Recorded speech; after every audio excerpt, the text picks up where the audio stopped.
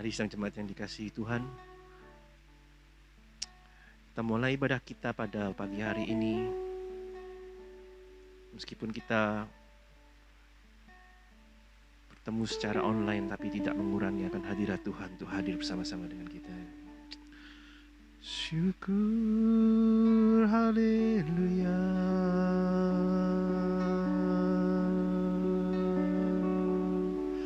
Haleluya.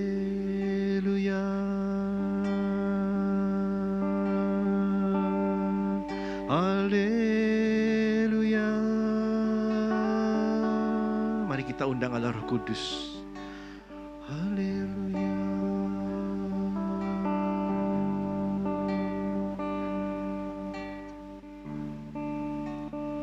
Haleluya. Syukur. Roh Kudus, Kau hadir di sini. Roh Kudus, ku mengasihimu. Kau lembut, kau manis, kaulah penghiburku, penolongku, diutus Bapa-Ku. Roh Kudus, Roh Kudus, Kau hadir di sini. Roh Kudus, ku mengasihimu. Kau lembut, kau manis, kaulah penghiburku, penolongku, diutus Bapa-Ku.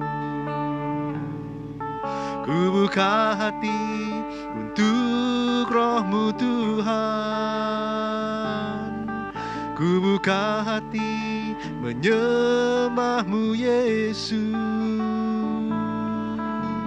Jamahlah kami, penuhi kami dengan kuasa Allah Maha Tinggi. Roh Kudus,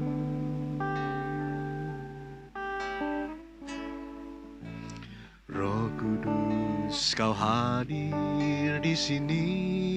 Amin. Roh Kudus, ku mengasihimu.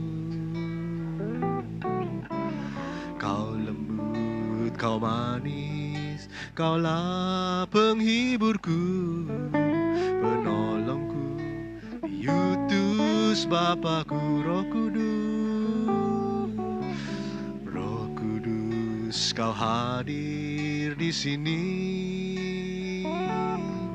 Roh Kudus, ku mengasihimu. Kau lembut, kau manis, kaulah penghiburku, penolongku, diutus Bapa-Ku. Ku buka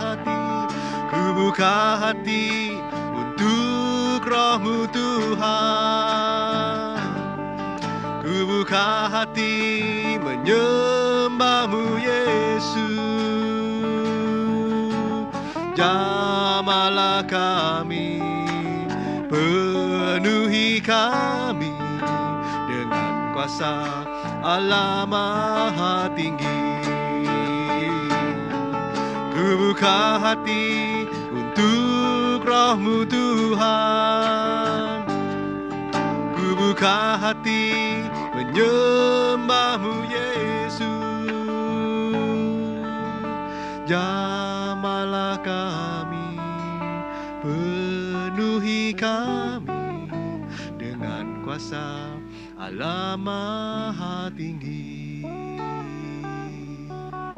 Buka hati untuk Roh-Mu Tuhan. Ku buka hati menyembah-Mu Yesus. Jamahlah kami, penuhi kami dengan kuasa Allah Maha Tinggi. Ku buka hati untuk Roh-Mu Tuhan. Ku buka hati menyembah-Mu Yesus. Jamahlah kami, penuhi kami dengan kuasa Allah Maha Tinggi. Ku buka hati untuk Roh-Mu Tuhan. Ku buka hati menyembah-Mu Yesus. Jamahlah kami, penuhi kami dengan kuasa Allah Maha Tinggi. Dengan kuasa Allah Maha Tinggi. Dengan kuasa Allah Maha Tinggi. Oh, haleluya.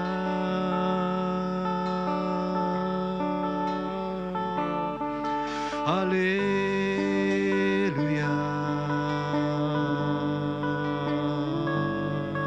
Haleluya.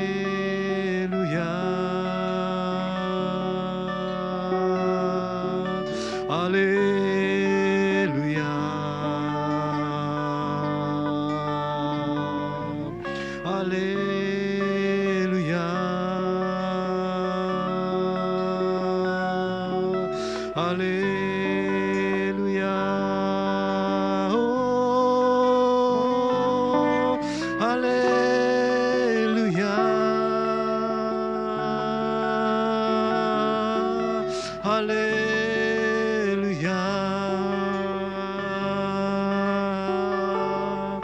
Allah Roh Kudus,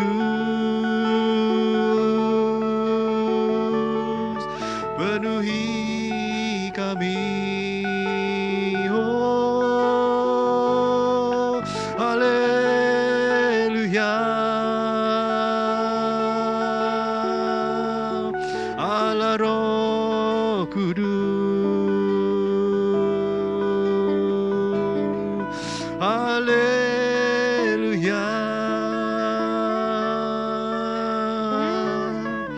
Haleluya.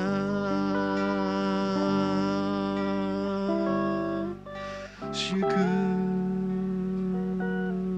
Terima kasih ya Tuhan. Haleluya. Syukur. Ajar kami untuk mengucap syukur Tuhan dalam segala sesuatu. Oh, haleluya.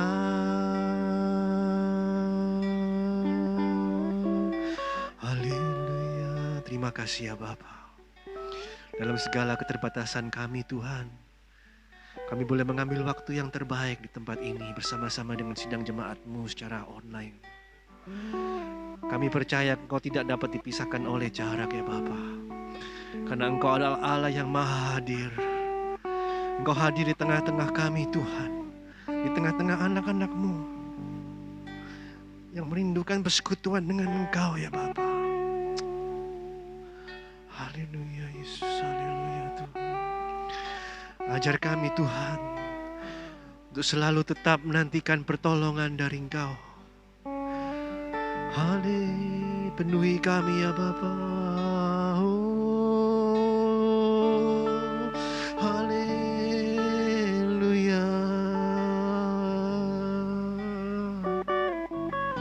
Haleluya.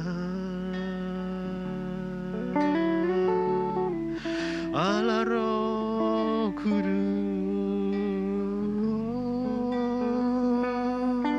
kami menyembah-Mu.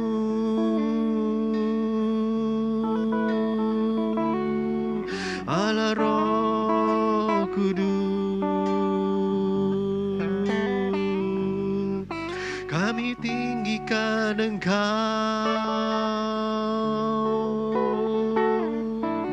Haleluya.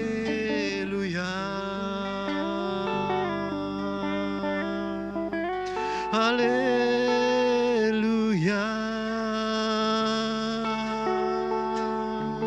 Haleluya.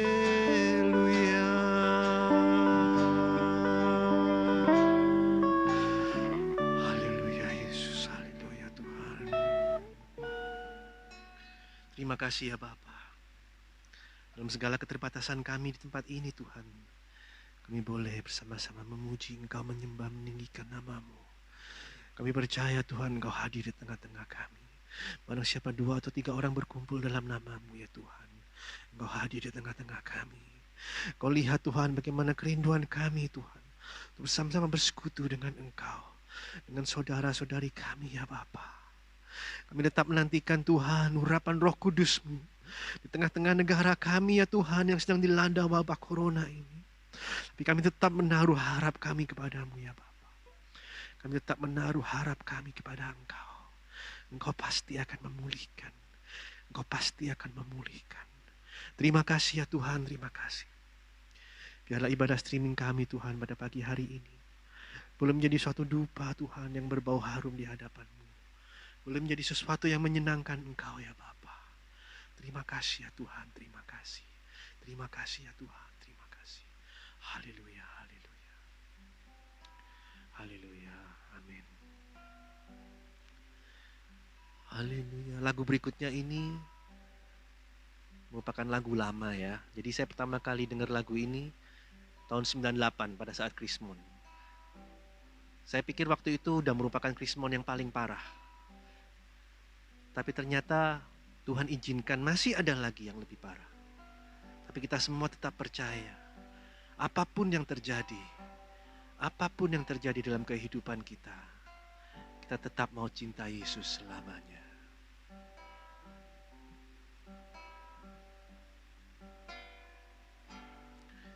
Ku mau cinta Yesus selamanya.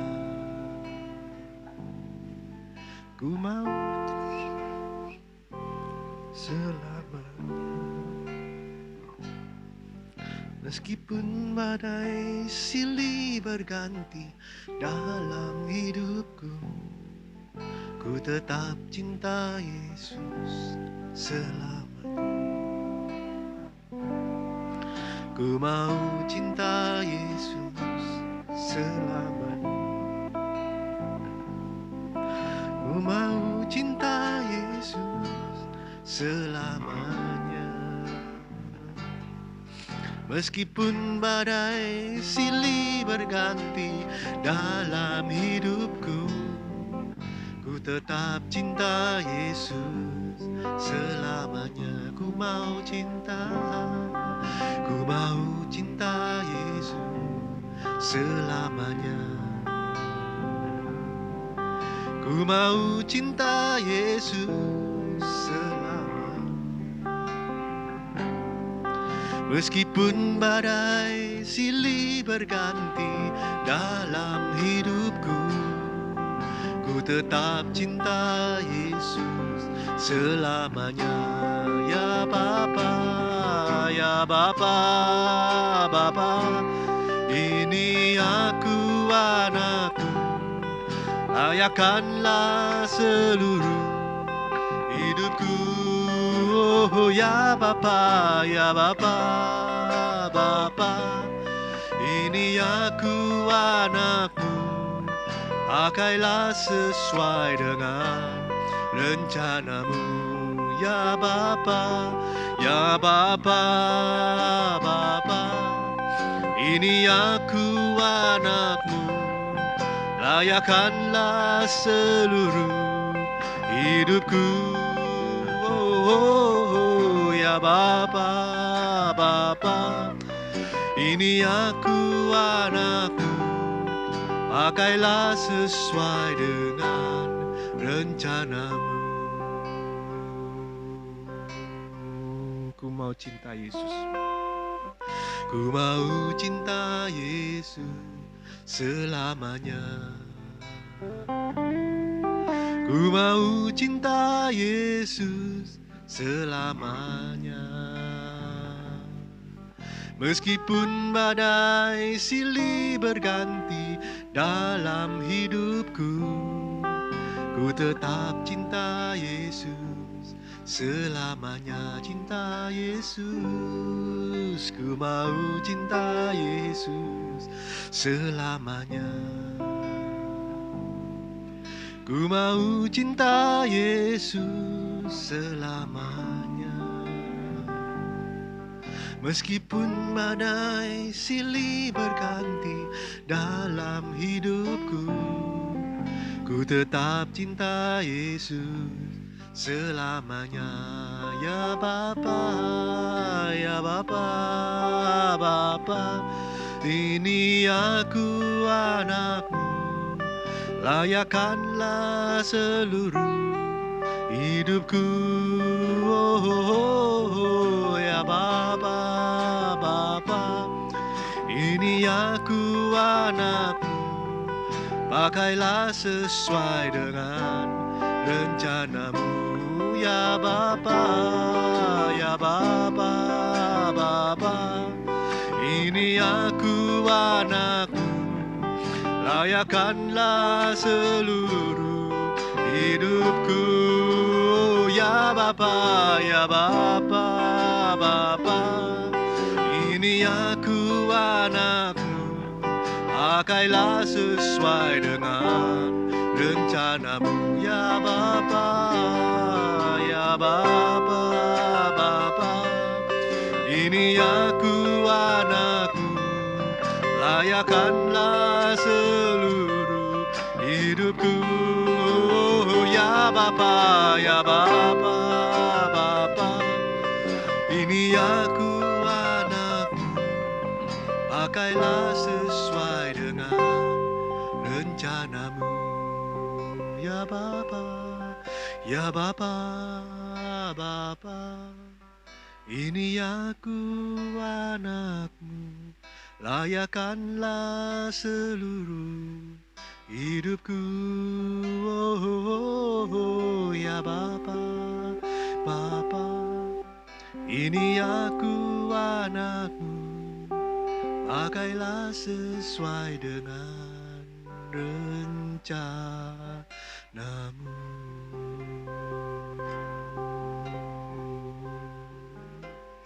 Haleluya. Kita tetap percaya apapun yang terjadi dalam kehidupan kita, Allah punya rencana buat kita. Dan firman Tuhan berkata, rancangan Tuhan itu bukan rancangan yang mendatangkan kecelakaan, tapi damai sejahtera dalam kehidupan kita. Haleluya. Kita akan menyiapkan hati kita. Kita akan masuk mendengarkan firman Tuhan. Kita undang Allah Roh Kudus untuk berbicara melalui firman-Nya. Dan biarlah firman Tuhan boleh bagikan pedang yang bermata dua, yang siap mengoreksi segala tindakan kita. Haleluya Yesus. Haleluya.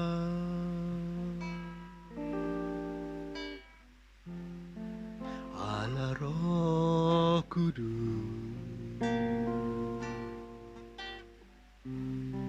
penuhi kami.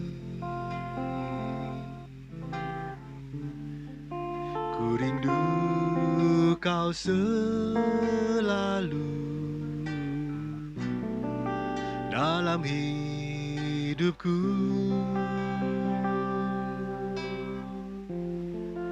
Allah Roh Kudus, ubah hatiku, jelikanku,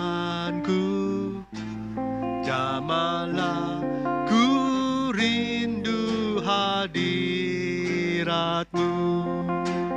Ku sembah kudus,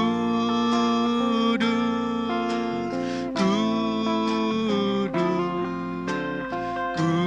kuduslah Tuhan, dan ku sanjung Kau mulia, mulia bagimu Tuhan.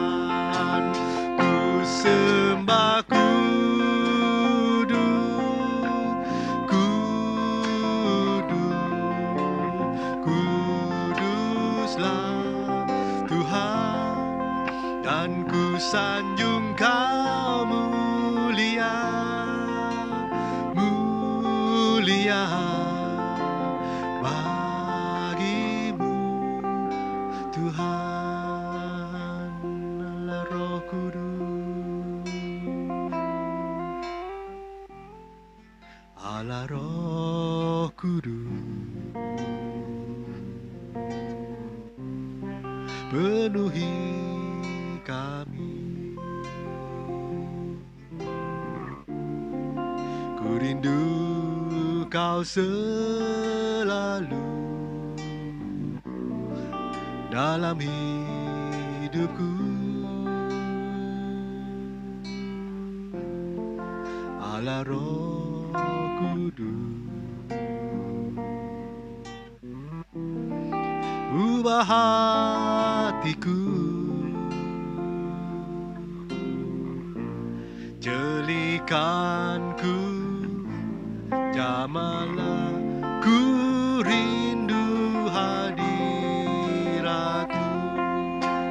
ku sembah kudus, kudus, kuduslah Tuhan, dan ku sanjung Kau mulia, mulia bagimu Tuhan, ku sembah kudus, kudus, kuduslah Tuhan, dan ku sanjung Kau mulia, mulia bagimu Tuhan, ku sembah kudus, kudus, kuduslah Tuhan, dan ku sanjung Kau mulia, mulia bagimu Tuhan, ku sembah kudus, kudus, kuduslah Tuhan, dan ku sanjung Kau mulia, mulia bagimu Tuhan. Shalom jemaat Logos yang dikasihi oleh Tuhan Yesus. Sebelum kita mendengar firman Tuhan, mari kita berdoa. Bapa Surgawi, terima kasih Tuhan buat ibadah online pada hari ini Tuhan. Kami akan mendengarkan pesan-pesan-Mu di dalam hari Pentakosta ini Tuhan. Memberkati kami semua Tuhan dengan isi hati-Mu. Urapi kami, urapi hamba-Mu Tuhan, dan urapi jemaat-Mu Tuhan. Supaya apa yang menjadi pesan Tuhan boleh kami resapi, boleh kami terima dengan segenap hati kami, bahkan boleh kami lakukan di dalam kehidupan kami. Terima kasih Tuhan. Kami siap menyambut firman-Mu dengan penuh ucapan syukur di dalam nama Yesus yang adalah Tuhan dan Juru Selamat kami. Haleluya. Amin. Shalom Bapak Ibu sekalian. Hari ini kita memperingati Hari Pentakosta, yaitu peristiwa pencurahan Roh Kudus di sebuah kamar loteng di Yerusalem 2000 tahun yang lalu. Makna Pentakosta adalah hari yang ke-50. Hari yang ke-50 dalam Perjanjian Lama ditandai dengan turunnya 10 perintah Allah yang ditulis di atas 2 loh batu. Sedangkan hari yang ke-50 dalam Perjanjian Baru ditandai dengan pencurahan Roh Kudus, Roh kebenaran itu, yang menuliskan hukum-hukum Allah yang diperbaharui di atas 2 loh hati manusia. Seperti halnya Pentakosta di Sinai menandai lahirnya Israel sebagai satu bangsa yang berdaulat, demikian pula peristiwa Pentakosta menjadi pertanda lahirnya imamat yang rajani, gereja Perjanjian Baru yang akan menegakkan kerajaan Allah di muka bumi ini, bukan lagi hanya di antara orang Yahudi. Sama seperti hukum Taurat mewarnai karakteristik kerajaan Israel, demikian pula Roh Kudus mengukirkan hukum-hukum kasih karunia dalam hati setiap orang Kristen di dalam perjanjian baru. Hal ini selaras dengan pernyataan yang fundamental dari Tuhan Yesus. Janganlah engkau menyangka bahwa aku datang untuk membatalkan hukum Taurat dan kitab para nabi. Aku datang bukan untuk meniadakannya, melainkan untuk menggenapinya. Matius 5 ayat 17. Namun kemudian Yesus menyatakan pula di dalam kesempatan yang lain bahwa kamu akan beroleh kuasa bila Roh Kudus turun ke atas kamu, dan kamu akan menjadi saksiku di Yerusalem dan di seluruh Yudea dan di Samaria dan sampai ke ujung bumi. Kisah Rasul 1 ayat 8. Di dalam ayat itu Tuhan Yesus sedang menyatakan dua hal. Nomor satu adalah hukum-hukum yang baru yang Dia ajarkan itu sesungguhnya sulit dan berat untuk diterapkan jika tanpa pertolongan Roh Kudus. Nomor dua, covenant dengan Allah sejak saat itu tidak lagi menjadi hak eksklusif bangsa Yahudi, tapi menjadi milik seluruh umat manusia. Peristiwa pencurian Roh Kudus di Kamar Roteng sesungguhnya antitesis dari peristiwa Menara Babel. Saudara, di dalam peristiwa Menara Babel, manusia pada zaman itu di seluruh dunia sangat unity. Mereka hidup dalam kerukunan yang luar biasa. Betapa tidak, saudara, seluruh umat manusia berbicara dalam bahasa yang sama. Mereka hanya punya satu bahasa. Saudara, bayangkan saudara ya, keadaan pada hari itu. Saudara pergi ke kutub utara, ya, ketemu dengan bahasa yang sama. Kutub selatan ketemu dengan bahasa yang sama. Ke timur jauh ketemu dengan bahasa yang sama. Ke barat ketemu dengan bahasa yang sama. Saudara, seluruh dunia kemanapun saudara pergi, saudara bebas ngomong-ngomong seperti ketemu dengan orang di sebelah rumah saudara. Nah saudara, dalam keadaan yang seperti itulah pada suatu saat mereka tiba-tiba punya satu ide, yaitu akan membangun satu menara yang menjulang tinggi untuk menantang Allah. Allah melihat hal itu dan membatalkan, menggagalkan rencana mereka, ya, dengan cara membuat mereka tercerai-berai, dengan membuat mereka tidak lagi punya satu bahasa, tetapi satu bahasa itu terpecah menjadi puluhan ribu bahasa, sehingga mereka kehilangan kemampuan untuk berkomunikasi. Dan akhirnya tidak mampu lagi menjalin saling pengertian atau understanding. Hari ini saudara, kenyataan ya, bahwa di seluruh dunia ada puluhan ribu bahasa nasional maupun bahasa suku. Itu adalah buah dari peristiwa Menara Babel ini.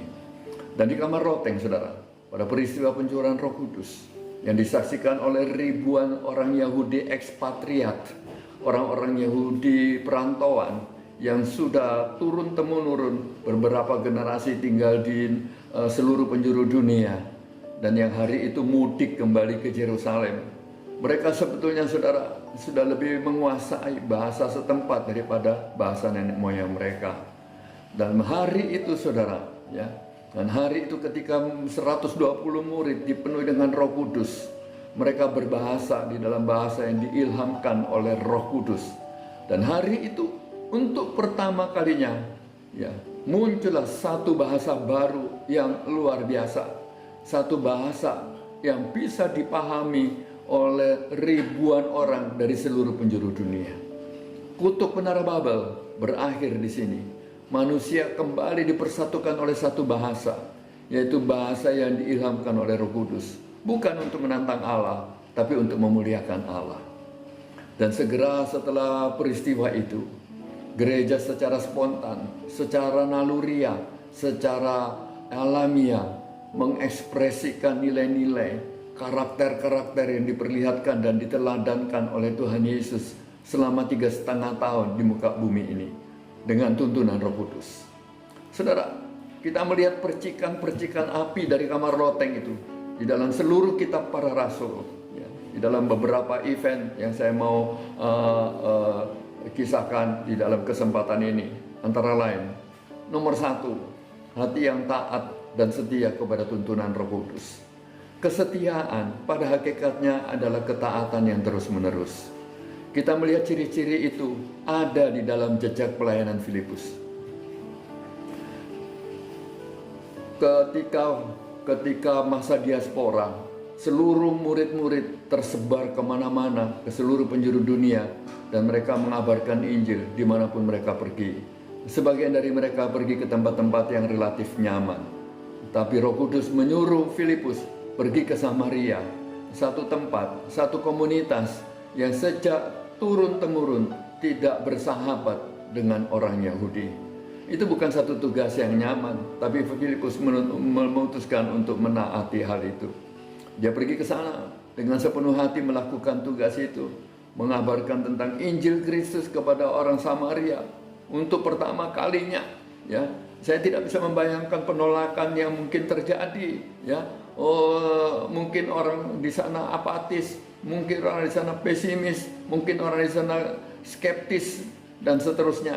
Ya, tapi dia dengan tekun melakukan tugasnya dan akhirnya banyak orang Samaria menerima Yesus sebagai Tuhan dan Juru Selamat mereka. Dampaknya saudara, Samaria dimenangkan demi dan oleh ketaatan Filipus. Selesai melakukan misinya di Samaria, Roh Kudus kembali menyuruh dia kepada satu tugas yang sekali lagi tidak enak, yaitu dia harus pergi ke jalan di antara Yerusalem dan Gaza. Saudara, trayek antara Yerusalem dan Gaza itu bukan satu perjalanan yang nyaman. Ya, itu bukan seperti kalau hari ini Jakarta Bandung, Jakarta Surabaya, Jakarta Bogor, saudara. Ya, bukan yang seperti itu, saudara. Ya, tapi jalan dari Yerusalem ke Gaza itu adalah jalan yang tidak populer, yang tidak diminati orang, saudara. Ya, jalan yang sangat sepi. Ya. Dan saudara, kenapa? Karena Gaza itu bukan destinasi yang keren di mata orang Yerusalem. Orang Yerusalem kalau menjelang liburan, mereka rencana mau pergi berlibur, mereka tidak akan memasukkan Gaza sebagai destinasi mereka. Jadi saudara, ini bukan jalanan yang enak. Dan kemudian Roh Kudus menyuruh Filipus pergi ke sana. Dan di antara jalan itu dia bertemu dengan dan dipertemukan oleh Tuhan, ya, dengan seorang pembesar Ethiopia yang kemudian pada akhirnya minta dibaptis, bertobat, terima Yesus sebagai Tuhan dan Juru Selamat. Saudara, pembesar Ethiopia itu kemudian kembali ke negerinya dan memperkenalkan Injil kepada rakyat di negerinya. Dan akhirnya Ethiopia dimenangkan bagi Tuhan Yesus. Saudara, demi siapa saudara? Oleh siapa? Oleh ketaatan Filipus. Saudara, dari dua kisah ini kita bisa melihat, ya, perluasan Injil Kerajaan itu harus melalui kadang-kadang hal-hal yang tidak enak. Ya saudara, butuh ketaatan, butuh kesetiaan dari murid-murid untuk menaati perintah-perintah Roh Kudus. Nomor 2, hati yang terbuka terhadap petobat baru. Alkitab menulis bahwa Barnabas adalah orang yang baik hati dan penuh iman. Kebaikan hatinya itu terlihat ketika ia melihat betapa Saulus setelah pertobatannya melayani Kristus di Tarsus dengan sungguh-sungguh, dengan menanggung stigma negatif terhadap dirinya sebagai mantan penganiaya gereja. Barnabas melihat itu saudara, ya, perjuangan Saulus yang tidak mudah itu dan mengunjungi Saulus di Tarsus. Dan kemudian Barnabas beriman bahwa Tuhan benar-benar sedang bekerja di dalam dirinya Saulus, bahwa Tuhan sungguh-sungguh sedang menghapus masa lalu pendosa sekalipun apapun, asalkan ia bertobat dengan sepenuh hatinya. Dan ia percaya Saulus mengalami hal itu. Sementara murid-murid lain masih mencurigai, masih mewaspadai Saulus. Dari Tarsus, Barnabas membawa Saulus pergi bersama-sama dengan dia untuk melayani di Antiokhia selama 1 tahun. Sebelum akhirnya Barnabas merekomendasikan Saulus untuk diterima oleh rasul-rasul yang lain menjadi bagian dari mereka. Saudara, dampak dari kebaikan hati Barnabas ini, di kemudian hari Paulus menjadi salah satu rasul yang paling fenomenal di antara rasul-rasul yang lain. Gereja mula-mula saudara berhati lapang dan tidak menutup pintu kepada para petobat baru, sekalipun apapun kejahatannya di masa lalu. Bahkan berani mempercayakan tugas-tugas yang besar, mempercayakan jabatan-jabatan yang tinggi sebagai pelayan pergerakan kebangunan rohani. Saudara, ada satu kisah nyata yang terjadi pada tahun 1934. Saudara, di Charlotte, sebuah kota kecil di North Carolina, ada sebuah KKR yang dilayani oleh seorang evangelis yang bernama Mordecai Ham. Saudara, gereja yang tidak seberapa besar itu penuh sesak malam itu dengan pengunjung KKR. Dan ketika ibadah sedang baru saja dimulai, dan kemudian ada 3 anak remaja cowok tiba di gereja itu dan ingin juga ikut di dalam KKR itu. Majelis gereja itu mengatakan kepada ketiga anak remaja ini, mengatakan, "Nah, kalian lihat gereja sudah penuh sesak, sudah tidak ada tempat lagi yang kosong, ya. Tolonglah pulang, nanti balik lain kali saja." Sementara anak 3 ini sedang ragu-ragu berdiri dengan bingung di depan gereja, saudara, datang seorang pelayan, seorang pengerja muda yang menghampiri mereka. Dia bilang, "Dek, mari ikut saya, kita coba cari tempat di dalam." Dan kemudian saudara, mereka berupaya di antara desakan jemaat yang penuh sesak di dalam gereja, mencari satu kursi demi satu kursi, sampai akhirnya ketiga anak remaja ini bisa memperoleh kursi di dalam gereja dan mengikuti KKR. Ketika Mordecai Ham menyelesaikan khotbahnya, dia kemudian menantang jemaat dengan altar call, supaya jemaat yang mau menerima Yesus sebagai Tuhan dan Juru Selamat, yang buat satu keputusan untuk lahir baru pada malam itu, silakan maju ke depan. Ketiga anak remaja ini juga maju ke depan.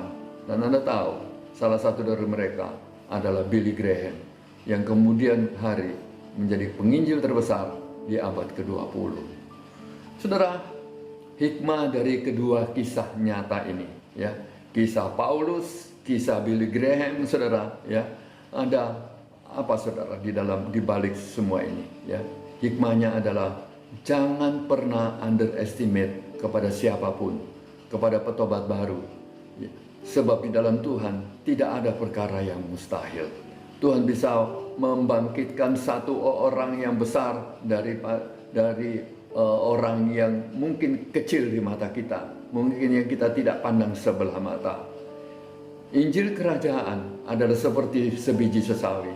Bijinya paling kecil, tetapi pohonnya paling besar. Kalau manusia, saudara, ya, harus bijinya paling besar, baru buahnya bisa besar dan pohonnya bisa besar.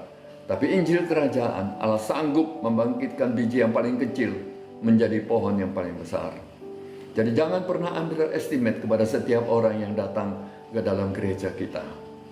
Nomor 3 adalah hati yang terbuka terhadap bangsa-bangsa. Dalam Kisah Para Rasul pasal yang ke-10 dikisahkan tentang Petrus diberikan penglihatan dan disertai dengan perintah untuk memakan binatang-binatang yang haram menurut hukum Taurat. Penolakannya untuk memakan binatang-binatang haram itu menandakan bahwa Petrus belum dengan sepenuh hati menerima pernyataan Tuhan Yesus tentang makanan. Apa yang dikatakan oleh Tuhan Yesus? Apa yang masuk melalui mulut tidak najis. Yang najis adalah apa yang keluar dari hati manusia. Matius 15 ayat 11. Sebenarnya makna makanan di dalam penglihatan Petrus itu adalah seperti yang pernah dikatakan oleh Tuhan Yesus. Makananku ialah melakukan kehendak Bapa-Ku dan menyelesaikan pekerjaannya. Yohanes pasal 4 ayat yang ke-34. Apa itu menyelesaikan pekerjaan Bapa Surgawi yang disebut sebagai makanan Tuhan Yesus? Ialah menjangkau semua bangsa tanpa kecuali. Di dalam hari ini tidak ada bangsa yang masuk kategori makanan yang najis atau haram. Dan dampak dari terobosan paradigma Petrus pada waktu itu adalah Injil mengalami internasionalisasi. Injil diekspor ke bangsa-bangsa dengan meniadakan segala diskriminasi, a priori, prasangka buruk, trauma, atau apa saja yang pernah dilakukan oleh sebuah suku kaum atau etnik atau komunitas apapun terhadap orang percaya. Musim pandemi ini membawa gereja kepada satu peluang misi penginjilan yang tidak ada taranya di dalam sejarah kekristenan kita. Hari ini setiap gereja bisa membuat satu penginjilan yang tidak ada batas teritorialnya, tidak ada batas geografinya, tidak ada batas demografinya. Ya, Injil diberitakan kepada segenap kaum dengan bebas dan leluasa. Dan juga di lain pihak, setiap orang punya kesempatan yang sama besarnya untuk mengakses berita Injil di dalam ibadah online seperti hari ini. Saudara, saya percaya saudara, apa yang terjadi hari-hari ini adalah perwujud nyataan daripada apa yang pernah dinubuatkan oleh Tuhan Yesus di dalam Matius 24 ayat 14 yang dikatakan seperti ini. Dan Injil kerajaan ini akan diberitakan di seluruh dunia, ya, dalam hal ini melalui ibadah online, menjadi kesaksian bagi semua bangsa. Sesudah itu barulah tiba kesudahannya. Ketika pandemi ini berakhir dan pintu-pintu gereja sudah bisa dibuka kembali, mari saudara, saya tantang saudara untuk bukan hanya membuka pintu gereja, tapi juga membuka pintu hati saudara untuk menerima siapa saja yang mau datang kepada kita untuk menyambut Tuhan Yesus sebagai Tuhan dan Juru Selamat pribadi mereka. Kata siapa saja itu berarti tidak ada batasan tentang suku, kaum, bangsa, bahasa, strata sosial, strata ekonomi.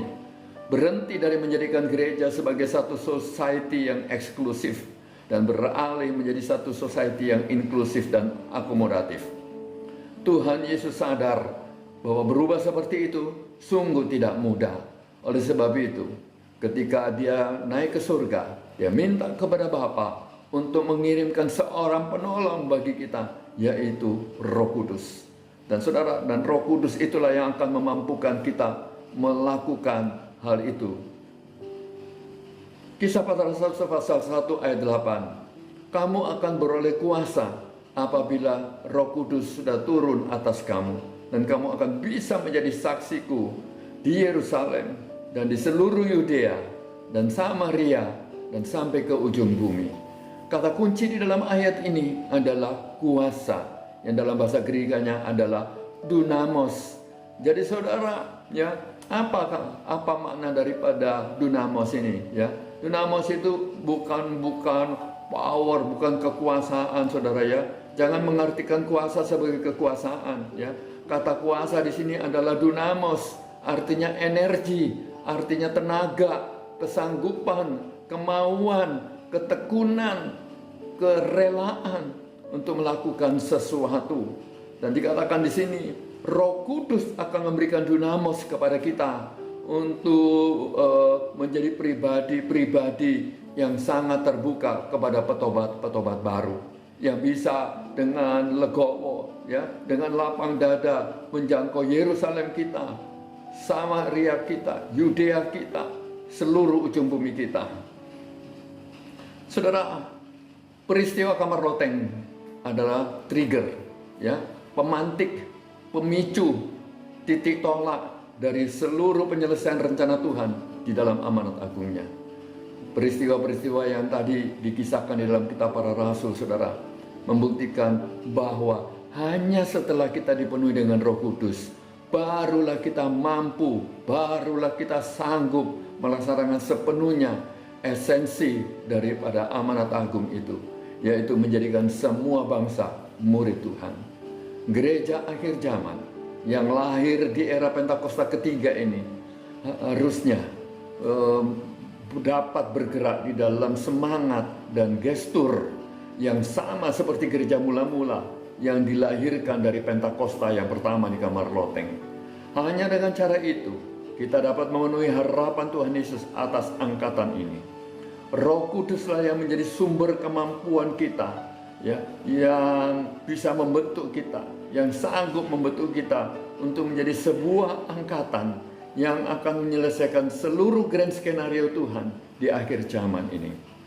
Kita akan melihat fenomena gereja mula-mula akan berulang kembali di masa kini, yaitu nomor satu, orang-orang muda yang mencintai Tuhan dengan memperlihatkan ketaatan dan kesetiaan yang luar biasa kepada perintah-perintah Roh Kudus dan menjadi pelayan pergerakan seperti yang diperlihatkan oleh Filipus terhadap bangsa Samaria dan pembesar Ethiopia.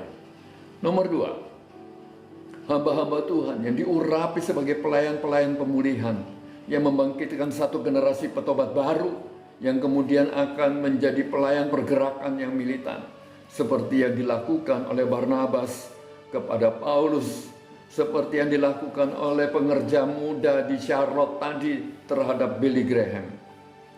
Yang ketiga, gereja yang bersikap terbuka dan menjadi penjangkau segala kaum dengan tidak mempertimbangkan atau memperdulikan latar belakang semua orang seperti yang diamanatkan oleh amanat agung Tuhan Yesus.